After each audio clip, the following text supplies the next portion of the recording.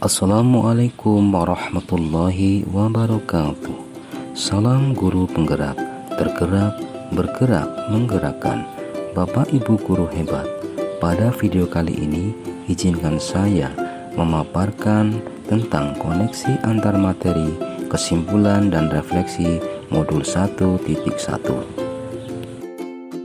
Menurut Ki Hajar Dewantara, pendidikan dan pengajaran tidaklah sama. Pengajaran adalah bagian dari pendidikan. Pengajaran merupakan proses pendidikan dalam memberi ilmu untuk kecakapan hidup secara lahir dan batin.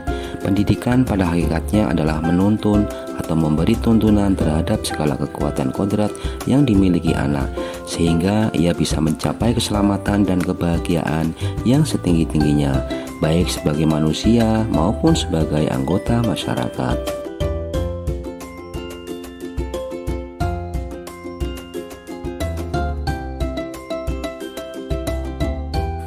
Sebelum mempelajari modul 1.1 tentang pemikiran Ki Hajar Dewantara, pembelajaran yang saya lakukan hanya sebatas transfer materi pelajaran saja.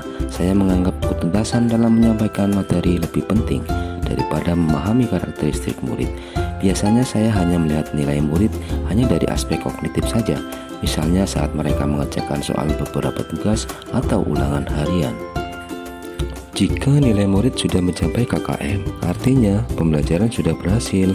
Selain itu, saya pun beranggapan bahwa murid hanya sebagai objek pembelajaran, sehingga pembelajaran terpusat pada guru atau menggunakan metode teacher center.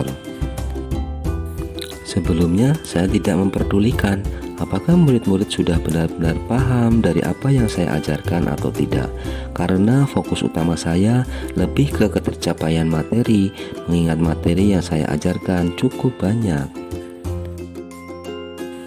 Saya pun hanya meminta siswa untuk menghafal materi yang saya ajarkan, tanpa memikirkan bagaimana cara agar materi tersebut dapat dipahami dengan sepenuhnya. Sehingga saya pun sering merasa gagal dan mengeluh jika banyak murid yang tidak tuntas setelah melakukan evaluasi.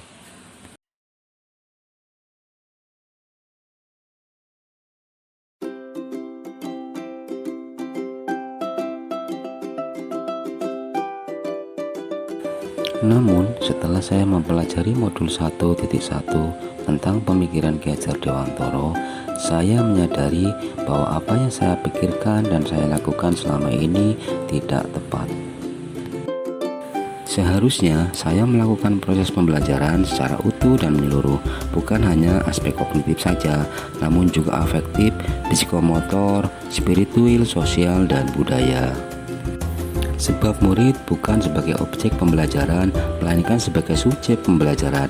Artinya, murid memiliki kebebasan berekspresi, mengembangkan pendapat, dan berekreasi sesuai dengan metode atau model pembelajaran dan media yang tepat. Dalam proses pembelajaran, guru seharusnya sebagai fasilitator, ikhlas serta tulus dan penuh kesabaran agar terwujud pembelajaran yang menyenangkan yang berpusat pada murid. Selain itu, saya harus mempelajari karakteristik setiap murid, karena setiap murid dilahirkan dengan karakter yang berbeda-beda. Hargai setiap karakter mereka, berikan kesempatan agar mereka tumbuh sesuai dengan kodratnya.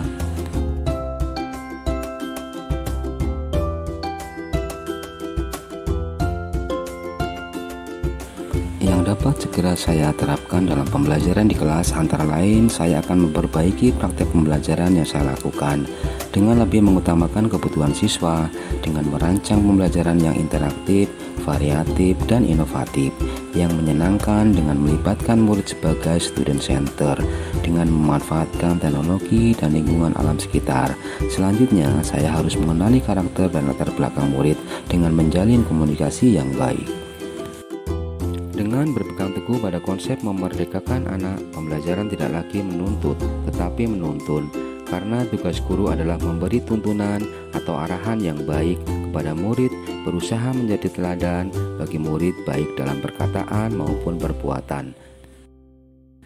Akhir kata, jadilah guru yang selalu menuntun, memberi teladan, dan memberi pembelajaran yang berpihak pada murid, sehingga murid menjadi bahagia dan merdeka. Salam guru hebat. Assalamualaikum warahmatullahi wabarakatuh.